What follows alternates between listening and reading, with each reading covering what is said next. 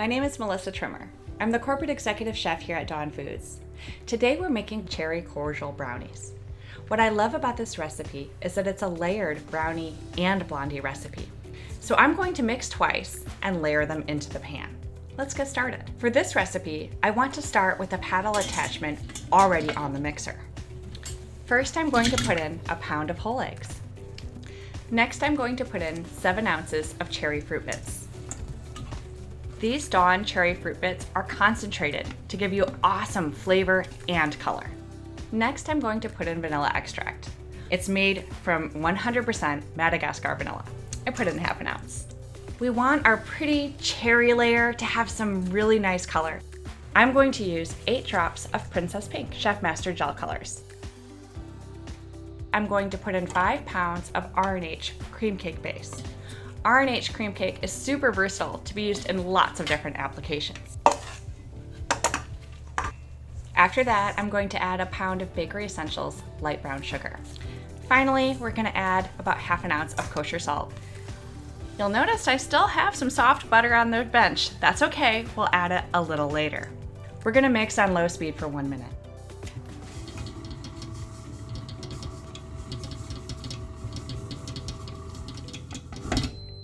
Next, we're going to turn the speed up to 2 and mix for 2 more minutes.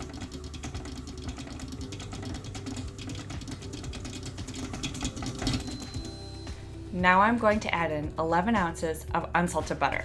I'm using room temperature butter so it mixes with the batter evenly and uniformly. Mix on medium speed for 2 more minutes.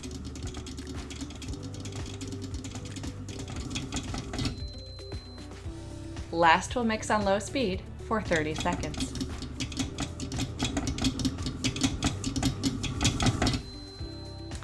Once you're done mixing, we're going to go ahead and divide these into 1½ pound duffs for each half sheet tray. I recommend using this method in half sheet trays rather than whole sheet trays so you get beautiful even layers.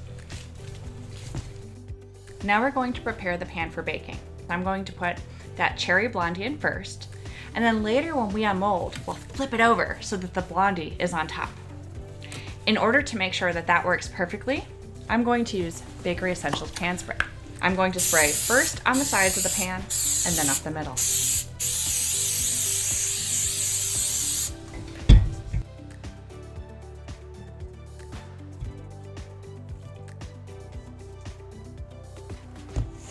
We have a really thick batter. So first I'm going to press it in as best I can, and then I'll show you a technique to smooth it out.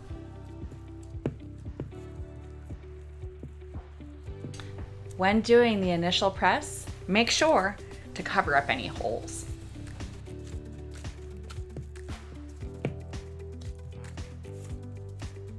A half sheet of pre-cut Bakery Essentials parchment paper, and then a cup measure. Now what I'm going to do is I'm going to kind of move it around in a circular motion until I get a nice smooth surface. So once it's nice and smooth, we're going to go ahead and remove the parchment. It's not exactly perfect, but it will be when it's done baking. Now it's time for the brownie layer. I'm using R&H Fudgy Brownie Mix. 5 pounds of mix goes into a bowl fitted with a paddle attachment.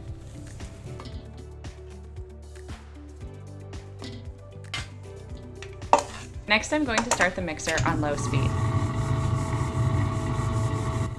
Over the course of the first minute of mixing, I'm going to add a pound of warm water.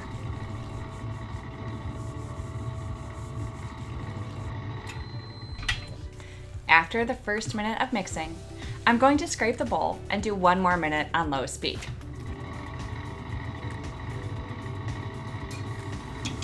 Once my brownie batter is done mixing, I'm going to go ahead and layer it into the pan.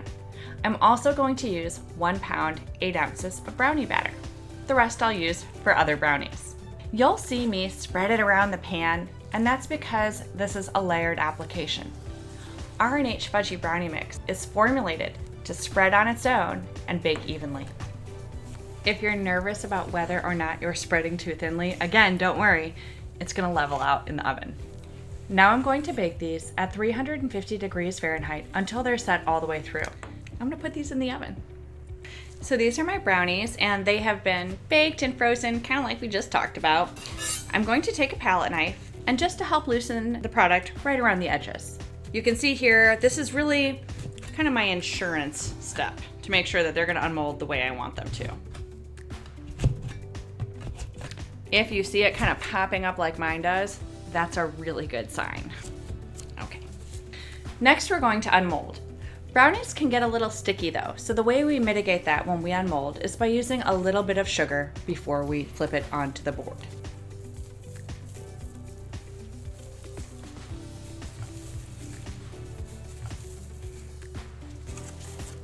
Okay, set one bar down, flip it.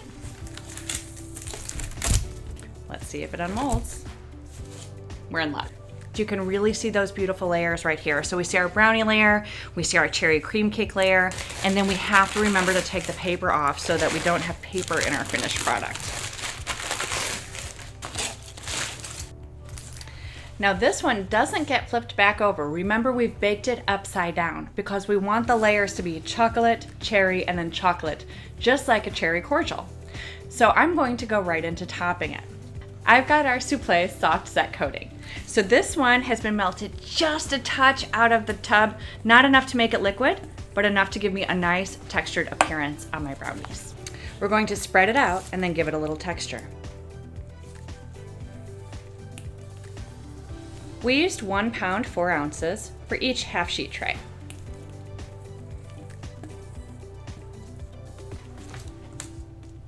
That's simple, they're iced. Look how pretty they are. So now we're ready to cut. This souffle is mostly set up. It's a little soft in some parts, but that's going to be perfect for slicing. I'm going to use this caramel cutter here to measure my slices. If you don't have a tool like this, a ruler and knife still works just fine. I've preset this at 3-inch intervals because I like a 3x3 slice for my shop. You can use whatever makes sense for your shop. And mark the product. Some start from the middle, some start from the edge. I personally like to start from the middle. Once I've marked these, and you can see how nice and even they are, I'm going to trim off the edges. Now, don't toss the scraps. Either save them for something like cake bars or rum balls, or what I like to do is I just put them on my station in a bowl, and it's my snack bar for hungry bakers. Okay, let's do the other side.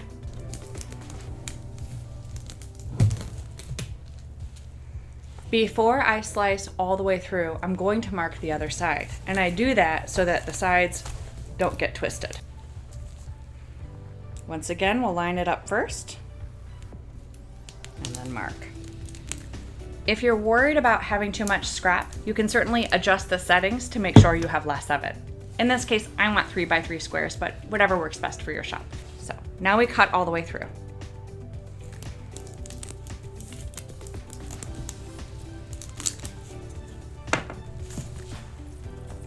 One thing that makes this souffle so easy to use is that I don't have to cut it with a hot knife like many other chocolate products. It just slices.